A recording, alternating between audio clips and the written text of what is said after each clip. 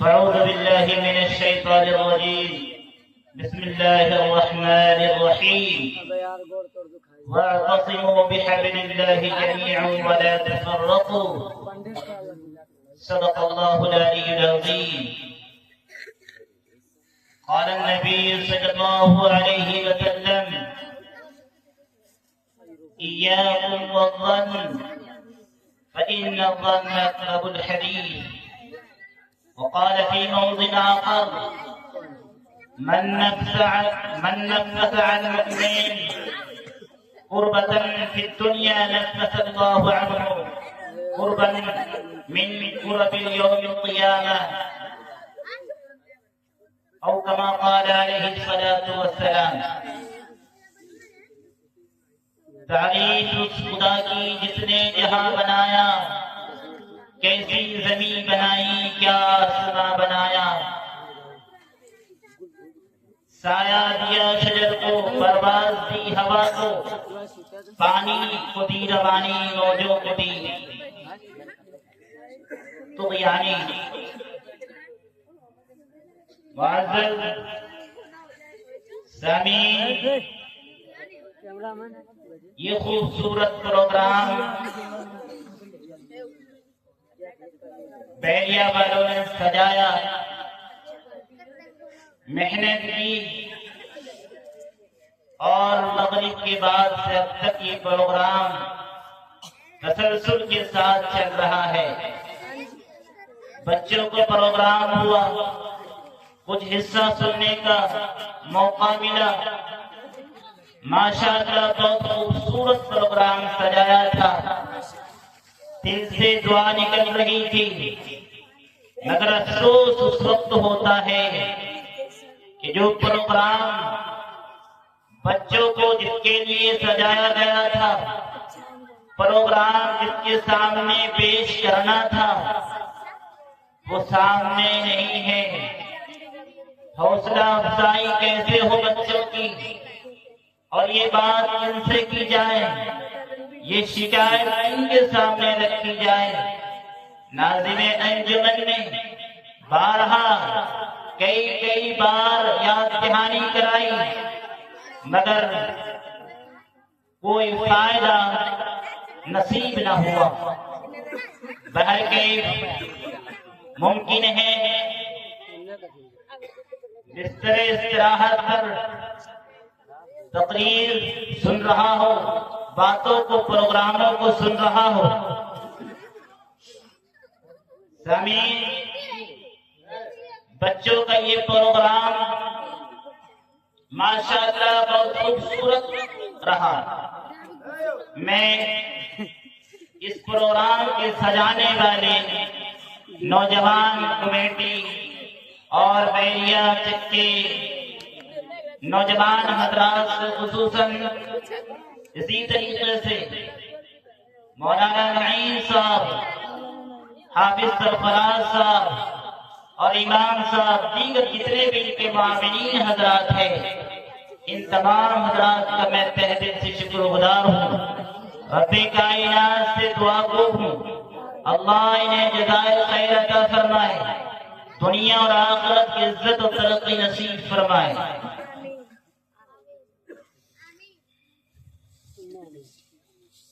عزیز ساتھیوں،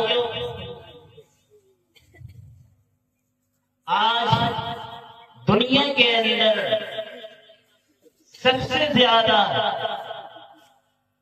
سستی اگر کوئی چیز ہے اس ترقی کے دور میں، اس ایڈوانس کے دور میں، جب ہر چیز کی قیمت آسمان کو چھو رہی ہے، اس دور میں اگر کوئی چیز سستی ہے، کوئی چیز، کسی چیز کو حقارت کی نگاہ سے دیکھی جاتی ہے، تو وہ ہے علم دین، وہ ہے طالبان علم نبوت. قرآن کریم سے وابستہ حضرات بظاہر انہیں آج کے دور میں گری نگاہ سے دیکھا جاتا ہے، حقارت کی نگاہ سے دیکھا جاتا ہے. کوئی حیثیت نہیں، کوئی عزت نہیں. ایک ایجوکیٹڈ پرسن، انجینئر، ڈاکٹر اگر آ جائے انہیں عزت سے پکارا جاتا ہے، عزت سے بیٹھایا جاتا ہے۔ یہی مدرسے کے طالب علم سے وابستہ، قرآن کریم سے وابستہ حضرات آئے، ان کے دل میں وہ عزت نہیں، انہیں وہ رسپیکٹ نہیں دیا جاتا، جبکہ حقیقت یہ ہے اس روئے زمین پر سب سے زیادہ قیمتی اگر کوئی چیز ہے اللہ کی نگاہ میں اور سب سے زیادہ متبرک ہے تو وہ ہے قرآن کریم سے وابستہ حضرات، وہ ہے علم دین سے تعلق رکھنے والے۔ خیرکم من تعلم القرآن وعلمہ، آقا نبی محمد عربی صلی اللہ علیہ وسلم کا پاک فرمان ہے تم میں سے بہتر وہ شخص ہے جو قرآن کو سیکھے اور سکھائے۔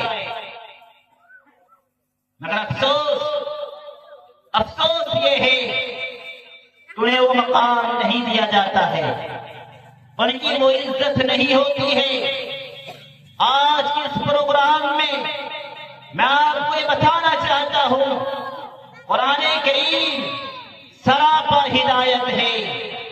ان اللہ یرفع بہذا الکتاب اقواما ویذر بہ آخرین، یہ وہ کتاب ہے اللہ رب العزت والجلال اس مقدس کتاب کے ذریعے سے قرآن مسلمان اور انسانیت کی ترقی اور ترسنی کا فیصلہ کرتے ہیں۔ آپ جانتے ہیں قرآن کریم کو جس طریقے سے پڑھنا ثواب ہے، سننا ثواب ہے، اسی طریقے سے قرآن کریم کو دیکھنا بھی ثواب ہے۔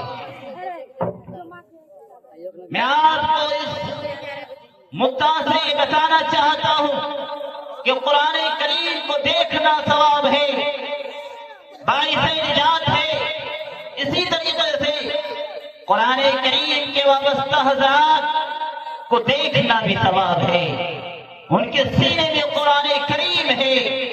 یقین جانیے اگر آپ 5 وقت کی نماز پڑھتے ہیں، نماز پڑھتے ہیں، روزہ رکھتے ہیں، حج ادا کرتے ہیں، لیکن ان تمام عبادات میں اگر خلوص نہیں ہے تو پھر ان اعمال کی کوئی حقیقت نہیں۔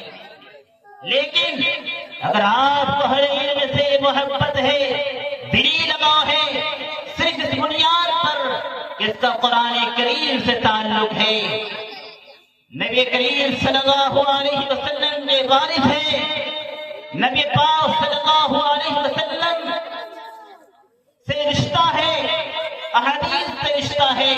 یقین جانیے اس رشتے کی بنیاد پر، اس ریلیشن کی بنیاد پر اگر آپ کسی سے محبت کرتے ہیں، یہی محبت آپ کی نجات کا ذریعہ ہو سکتی ہے۔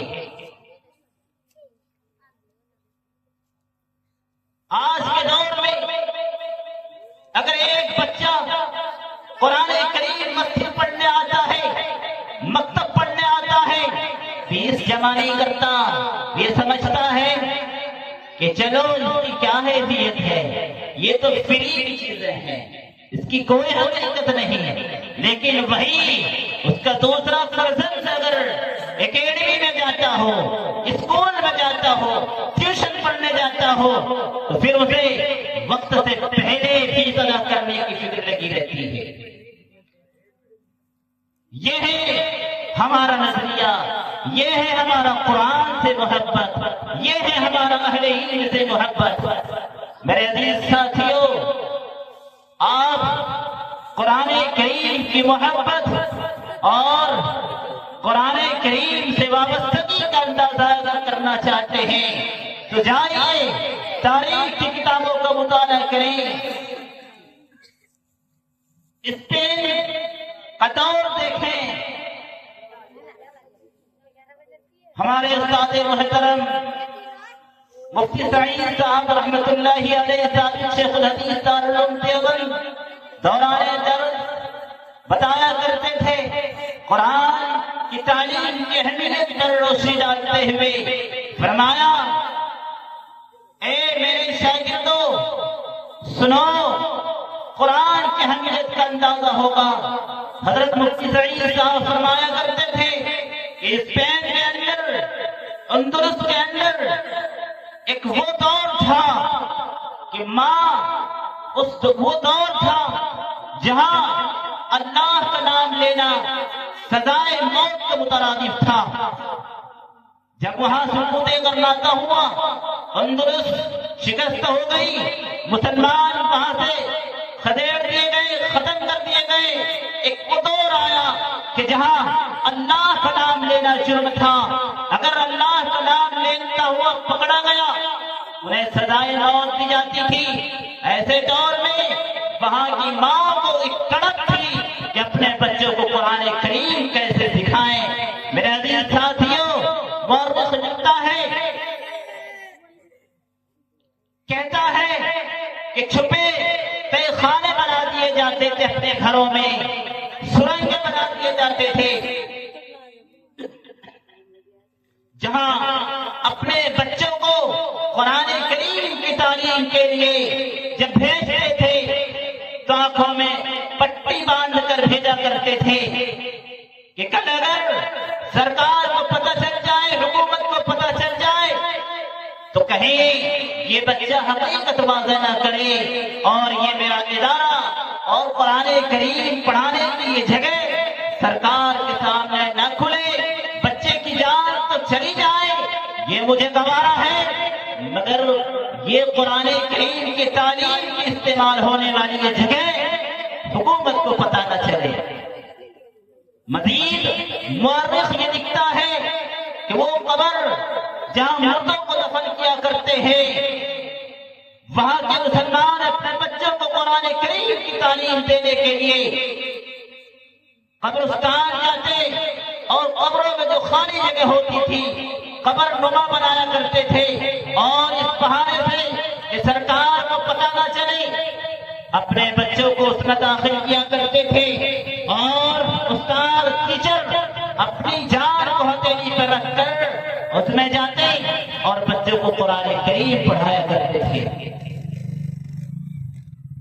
مگر افسوس آج اس دور میں ان علماء کی، قرآن کریم سے وابستہ حضرات کی مکاتب میں پڑھنے والے بچوں کی کوئی اہمیت نہیں ہے. میرے عزیز ساتھیوں، آپ کو اندازہ ہوگا ابھی لاک ڈاؤن لگا تھا اور لاک ڈاؤن میں جتنا یہ علماء متاثر ہوئے، جتنا یہ علماء متاثر ہوئے، میں آپ کو دعوے کے ساتھ کہتا ہوں شاید اتنا کوئی اور متاثر نہیں ہوئے تھے. یہی وجہ ہے آج اگر علماء کی، حفاظ کی کثرت ہے، مجھے لگتا ہے کہ ماضی بعید میں نہیں تو ماضی بعید میں کچھ دنوں کے بعد مجھے لگتا ہے کہ یہاں کے حالات بھی ایسے ہوں کہ پھر حفاظ کو تلاش کرنے کی ضرورت پڑے تو پھر نہ ملے.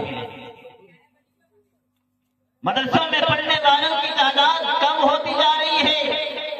اب اہل علم حضرات بھی اپنے بچوں کو مدرسے میں پڑھانا مستقبل کو خراب کرنے کے متعلق سمجھتے ہیں، کیونکہ ظاہر ہے ہم نے علماء کی قدر نہ کی، مکاتب میں پڑھنے والے قرآن کریم سے وابستہ حضرات کی قدر کرنا چھوڑ دیا ہے. اسی لیے ہم اسے نہ تو وقت پہ تنخواہ دینے کی فکر ہوتی ہے، نہ بچوں کی فیس ادا کرنے کی فکر ہوتی ہے. یہ وجہ ہے آج اس تنزلی کی.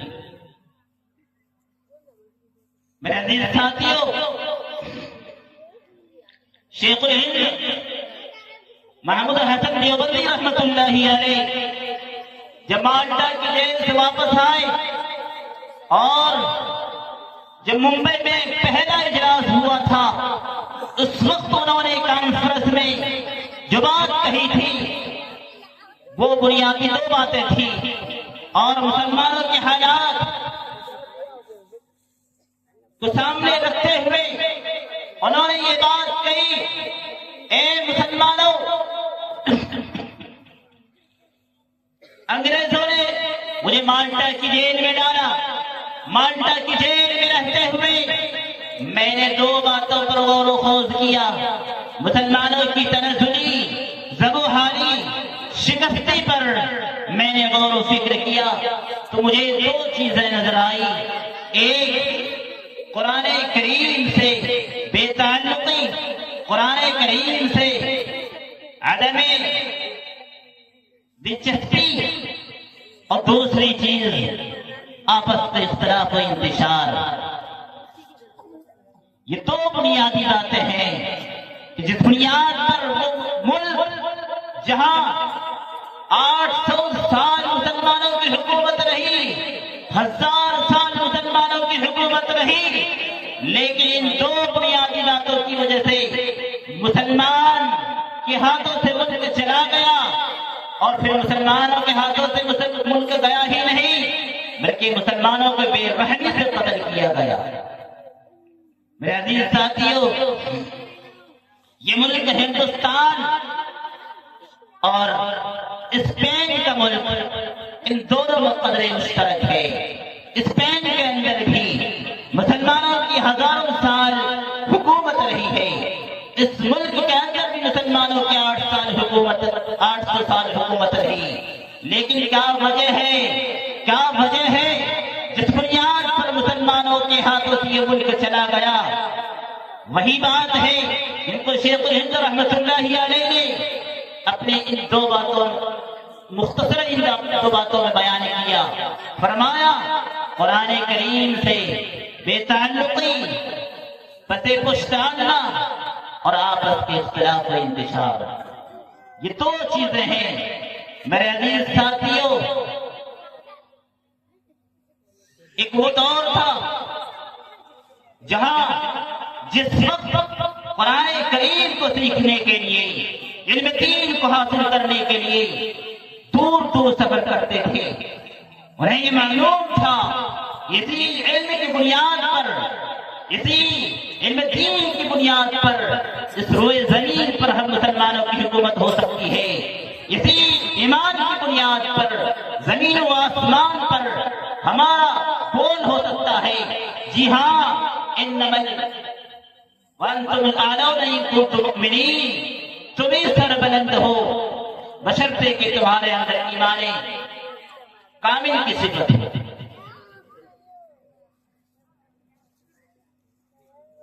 میرے عزیز ساتھیوں، یہی اسپین کا ایک مشہور عالم اور بزرگ گزرے ہیں بقی بن مخلد رحمۃ اللہ علیہ. نیشا پور میں وہ پڑھ رہے تھے، انہیں شوق ہوا امام ابن احمد ابن حنبل رحمۃ اللہ علیہ سے پڑھنے کا.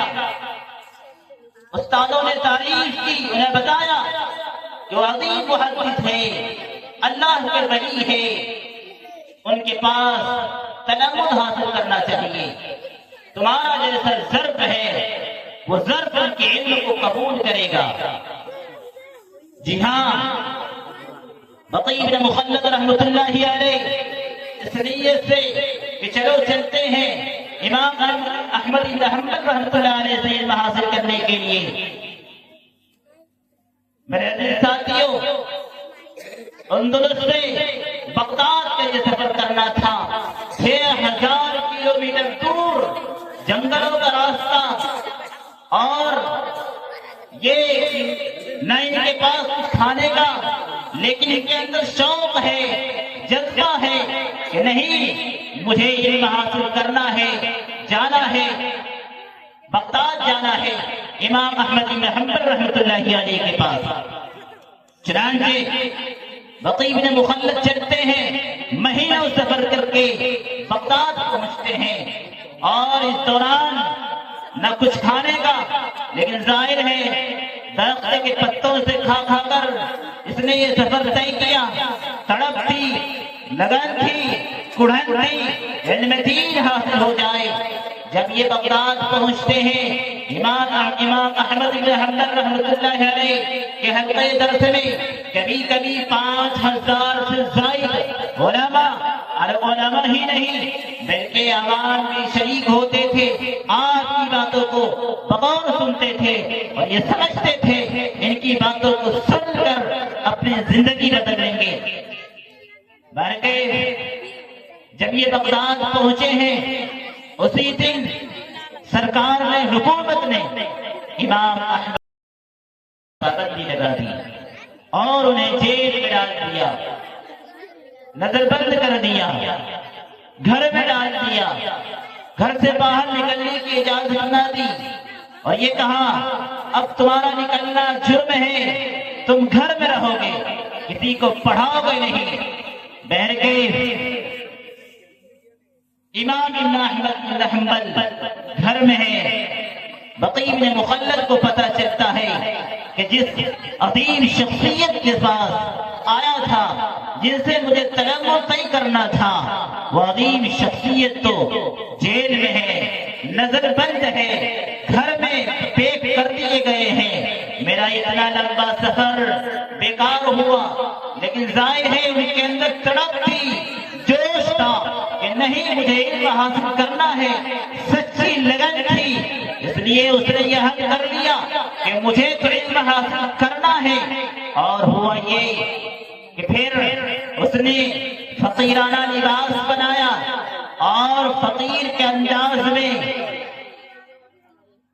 پھر گھر گھر دروازے پہ بھیک مانگنے لگے اور اسی طریقے سے اس علم حاصل کرنے کے لیے اپنی عزت کو بیچ کر ہر دروازے پہ چلتے رہے اور بالآخر امام احمد بن حنبل کے دروازے پہ پہنچے ہیں اور یہی یہ ندا لگاتے ہیں جو بے بھیک کی ندا ہوتی ہے، ندا لگاتے ہیں کہ اللہ کے بندے، اللہ کے واسطے مجھے کچھ دے دو، یہ صدا لگاتے ہیں امام احمد بن حنبل کے دروازے پر اور یہ بھیک صدا لگاتے ہیں، کئی بار صدا لگاتے ہیں۔ امام احمد بن حنبل رحمت اللہ علیہ گھر سے جو نظر بند ہے کچھ درہم نکال کر ان کے اس کے کٹورے میں ڈالنے کے جو ہی ہاتھ بڑھاتے ہیں تو امام بقی بن مخلد رحمت اللہ علیہ ایک لمبا سفر طے کر کے آیا ہے۔ وہ کہتے ہیں امام صاحب مجھے اس پیسے کی ضرورت نہیں ہے، مجھے اس پیسے کی ضرورت نہیں ہے، میں نے مہینوں کا سفر طے کر کے آیا ہے، اس لیے نہیں مجھے سکے چاہیے بلکہ میں تو علم دین علم حدیث بھیک مانگنے کے لیے آیا ہوں، اس لیے مجھے یہ سکھانا چاہیے، مجھے تو کچھ حدیث دے دیجیے۔ پھر انہوں نے یہ بات بتائی کہ امام صاحب میں بہت لمبا سفر کر کے آیا ہوں، قرآن اور حدیث سیکھنے کے لیے آیا ہوں۔ پھر امام احمد بن حنبل رحمۃ اللہ علیہ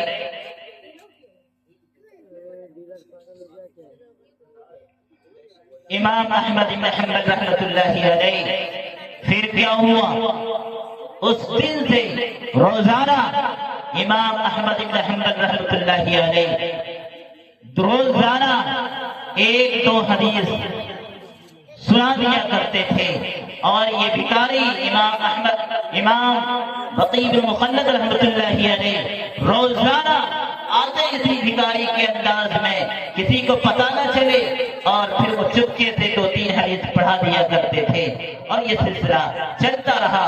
اور بالآخر ایک دن جب امام احمد بن حنبل رحمۃ اللہ علیہ کے موافق ہم مزاج ہم خیال حکومت آئی اور پھر اسے زیاد دی تو پھر وہی حلقہ درس لگا اور بقی بن مخلد رحمۃ اللہ علیہ جو روزانہ پڑھنے کے لیے آیا کرتے تھے اسے سامنے بٹھایا اور انہیں وہ عزت دی کہ دنیا آج اس بقی بن مخلد رحمۃ اللہ علیہ کے نام سے جانتی ہے۔ میرے عزیز ساتھیوں، شیخ الہند رحمت اللہ علیہ نے جو دو باتیں بتائی تھی کہ آج مسلمانوں کی تنزلی کے اسباب کیا ہے، ان میں سے ایک وجہ تھی اختلاف و انتشار، آپس میں اختلاف دشمنیاں، یہ چیز ہے جس وجہ سے مسلمان ٹکڑوں میں بدل گئے. حکومت تھی لیکن آپس میں بغض عداوت اور دشمنی کی وجہ سے کچھ علاقے لے کر چلے گئے اور پھر یہ طاقت منتشر ہو گئی اور دھیرے دھیرے یہ ختم ہو گئے.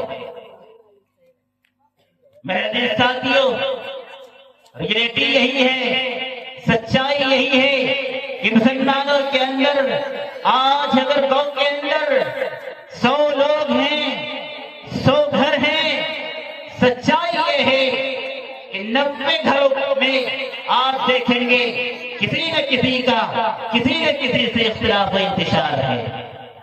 ہر گاؤں کے اندر، صرف یہاں نہیں پوری دنیا کے اندر مسلمانوں کے اندر آپس میں محبت نہیں، محبت نہیں، بلکہ آپس میں کسی نہ کسی سے اختلاف ہے، انتشار ہے.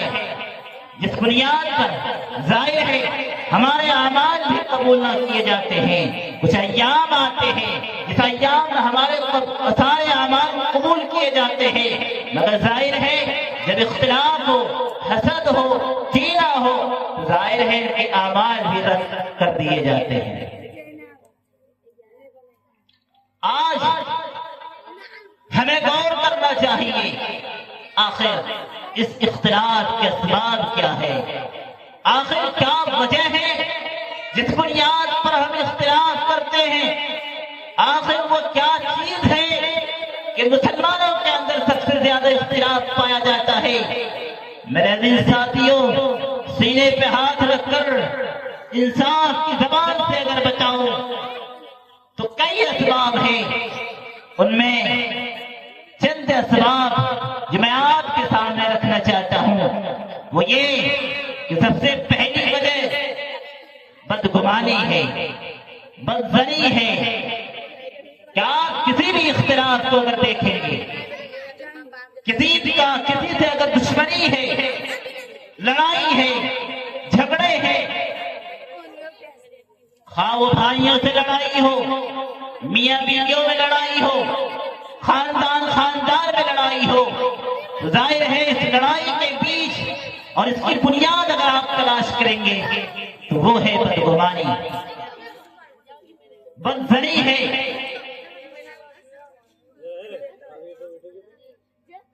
کوئی بات بدگمانی، آقا مدنی علیہ السلام نے فرمایا ایاکم والظن، بدگمانی سے بچو، اس لیے کہ بدگمانی یہ سب سے بڑا جھوٹ ہے.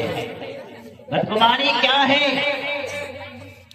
ایگزامپل کے طور پر میں آپ کو بتاؤں، بدگمانی یہ ہے کہ اگر آپ نے کسی کو فون کیا، اس نے ریسیو نہیں کیا، نہیں اٹھایا، ذہن میں خیال آیا کہ شاید انہیں اس دن کا بدلہ لینا ہے، اس دن ایک بات کہی تھی، شاید اس وجہ سے وہ فون ریسیو نہیں کر رہا ہے، بات نہیں کرنا چاہتا ہے، تو ذہن میں یہ خیال آیا کہ یہ وجہ ہے، شاید وہ بات نہیں کر رہا. حالانکہ ممکن ہے بات نہ کرنے کی وجہ ہو کہ فون کسی بچے کے پاس ہو، موبائل دیکھ رہا ہو، کٹ کر دیا ہو، موبائل کہیں رکھا ہو، ریسیو نہ کر پائے ہو. جی ہاں، اسی طریقے سے اگر میں کہیں سے گزر رہا تھا، ایک ریلیٹیو، ایک دوست سامنے سے گزرا، سلام کیا، جواب نہیں دیا، بظاہر سمجھ میں یہ آیا کہ یہ شخص میں سلام کر رہا ہوں، جواب نہیں دے رہا ہے.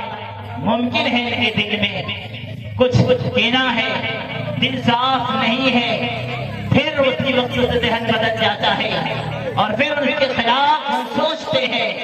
ہر عمل کی بنیاد ہم گمانی پر رکھتے ہیں. میرے عزیز ساتھیوں، پھر جب کسی کے دل کے اندر کسی کے تئیں بدگمانی آ جاتی ہے تو ان کے ہر اعمال کو نگیٹو سینس لیتے ہیں، نگیٹو وے میں دیکھتے ہیں، منفی نظریے سے دیکھتے ہیں. ہر مثبت چیز کو منفی نظریے سے دیکھتے ہیں. میرے عزیز ساتھیوں، یہ ہے بدگمانی، یہ یہ ہے بدگمانی۔ آقا مدنی علیہ السلام نے فرمایا نہیں نہیں، بدگمانی مت کرو، یہ بدگمانی سب سے بڑا جھوٹ ہے۔ تمہارے پاس کوئی دلیل نہیں، اس نے فون ریسیو نہیں کیا، جان بوجھ کے ریسیو نہیں کیا، یا تمہارے پاس کوئی دلیل نہیں کہ تم نے کسی کو چلتے ہوئے سلام کیا، ممکن ہے اس کا ذہن کہیں اور ہو، کسی سوچ میں ہو، کسی ٹینشن میں، جس وجہ سے وہ سلام کا جواب نہ دے پا رہا ہو۔ میرے ساتھیوں، اس لیے یہ بدگمانی، اس بدگمانی کی وجہ سے ہمارے معاشرے کے اندر اختلاف، انتشار ہوتا ہے۔ حالانکہ ظاہر ہے ہر چیز کو ہمیں، اگر کوئی نماز پڑھنے نہیں آتا ہے تو یہ ہرگز نہ سوچے کہ وہ نماز نہیں پڑھتا ہے، بلکہ ہمارا اسلام یہ کہتا ہے حسن ظن رکھو، ان کے لیے عذر تلاش کرو۔ ممکن ہے بیمار ہو، ممکن ہے آنکھ نہ کھلی ہو، اس لیے یہ چیز بدگمانی یہ بہت بری چیز ہے۔ آقا مدنی علیہ السلام مسجد میں تھے، فجر سے پہلے آپ کی دو بیوی مسجد سے گزری، دو صحابی کی نظر پڑی، آقا مدنی علیہ السلام نے ان دو صحابی کو بلایا، فرمایا یہ جو دو جا رہی تھی یہ کوئی اور نہیں، یہ میری بیوی تھی۔ فرمایا صحابی نے اللہ کے رسول، میں آپ کے بارے میں ایسا کیسا تصور کر سکتا ہوں؟ فرمایا نہیں نہیں، شیطان ہر ایک کے پاس ہوتا ہے، ممکن ہے آپ کا ذہن بدل دے۔ اس لیے اگر یہ خیال ہو، اگر یہ لگے بدگمانی ہو رہی ہے تو ہماری ذمہ داری ہے ہم خود جا کر اس بدگمانی کو دور کریں، حقیقت کو واضح کریں، نہیں معاملہ ایسا تھا۔ دوسری چیز کہہ کر میں اپنی بات ختم کروں گا، وہ ہے تحمل۔ ہمارے اندر برداشت کی صلاحیت کم ہے، معاف نہیں کرتے، صبر نہیں کرتے، جلد بازی کے ساتھ فیصلہ کر لیتے ہیں، کوئی بات سامنے آئی فوراً آپے سے باہر ہو گئے اور پھر کچھ کہہ ڈالتے ہیں، کہہ دیتے ہیں، پھر ظاہر ہے بات تھوڑی تھی لیکن جب بات نکلی تو کہاں سے کہاں پہنچ گئی، تو پھر وہ بڑا سے بڑا اختلاف اور دشمنی، جیل اور پھر ناجائز مقدمات تک پہنچ جاتے ہیں۔ میرے عزیز ساتھیوں، اس لیے تحمل، بردباری، برداشت، صبر کی قوت اپنے اندر پیدا کرنی چاہیے۔ اسلام پوری دنیا کے اندر پھیلا ہے، تو اسی تحمل کی وجہ سے آقا مدنی علیہ السلام کے پاس کتنے ایسے واقعات ہیں حدیث کی کتابوں میں، تاریخ کی کتابوں میں، کہ اللہ کے نبی علیہ السلام کے دشمن آتے ہیں، آپ کے گلے پر گمچھا ہے کھینچتے ہیں، مگر آپ انہیں برداشت کرتے ہیں، نماز پڑھتے ہیں، اوپر پر کوڑے ڈالتے ہیں، مگر آپ مسکراتے ہیں۔